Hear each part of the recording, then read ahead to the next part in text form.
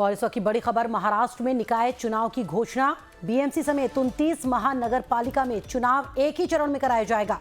तो चुनाव की घोषणा कर दी गई है। निकाय चुनाव का ऐलान किया गया है। बीएमसी समेत 29 महानगर पालिकाओं में चुनाव एक ही चरण में कराए जाएंगे।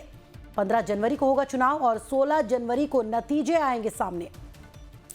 तो पिछले 6 महीने से जिस बात को लेकर तैयारियां नेता कर रहे थे, उस तारीख का ऐलान हो चुका है। महाराष्ट्र में बीएमसी समेत 29 महानगर पालिका के चुनाव का आज राज्य चुनाव आयोग ने बाकायदा ऐलान कर दिया है। नोटिफिकेशन जारी हो चुका है। महाराष्ट्र चुनाव आयुक्त दिनेश वाघमारे ने इसकी घोषणा की है और नगर निगम चुनाव के लिए आदर्श आचार संहिता लागू हो गई है। 23 से 30 दिसंबर तक नामांकन दाखिल है। 31 दिसंबर को नामांकन पत्रों की जांच की जाएगी, स्क्रूटनी होगी और 2 जनवरी को नामांकन वापस लेने के लिए अंतिम तारीख होगी। 3 जनवरी को चुनाव चिन्हों का आवंटन, 15 जनवरी 2026 को मतदान और 16 जनवरी को परिणाम आ जाएंगे।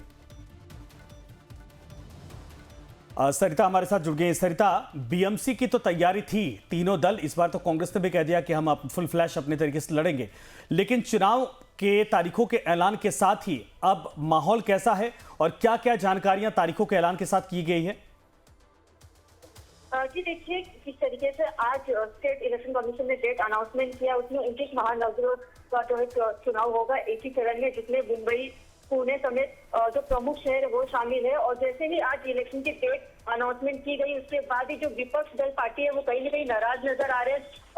उद्धव ठाकरे ने जैसे प्रेस कॉन्फ्रेंस खत्म होती है उसके बाद ही वो अपना बयान देते हैं कि जिस तरीके से इलेक्शन कमीशन ने डेट जल्दबाजी में अनाउंसमेंट किया है उससे वो कहीं ना कहीं नाराज है और उनकी पार्टी जो है इसका विरोध कर रही है। और विपक्ष पार्टी लगातार कहीं ना कहीं इलेक्शन कमीशन से वो मतदाता सूची मांगी जा रही थी ताकि वो जो चुनाव हो वो कहीं ना कहीं एक सही तरीके से किया जाए, जिसके चलते इलेक्शन कमीशन ने उन्हें जो है सहयोग नहीं दिया था। तो इस चीज को लेकर विपक्ष जो लगातार नाराजगी दिखा रहे हैं और उनकी तरफ ये कहा जा रहा है कि कहीं ना कहीं बीएमसी और जो चुनाव आयोग है ये जल्दबाजी किया जा रहा है। हमने लगातार उनसे मतदाता सूची मांगी लेकिन हमको नहीं दिया जा रहा है, हम इसको एक्सेप्ट नहीं करेंगे। चुनाव आयोग इतनी जल्दबाजी क्यों कर रहा है हमें समझ में नहीं आ रहा है, लेकिन हम इसका विरोध करते हैं। जिस तरीके से हमारी तैयारियां भी पूरी नहीं हुई है और इसको देखते हुए जो इलेक्शन डेट जल्दबाजी अनाउंसमेंट की गई, इसे हम मंजूर नहीं करेंगे। सरिता, चलिए, शुक्रिया जानकारी देने के लिए सरिता।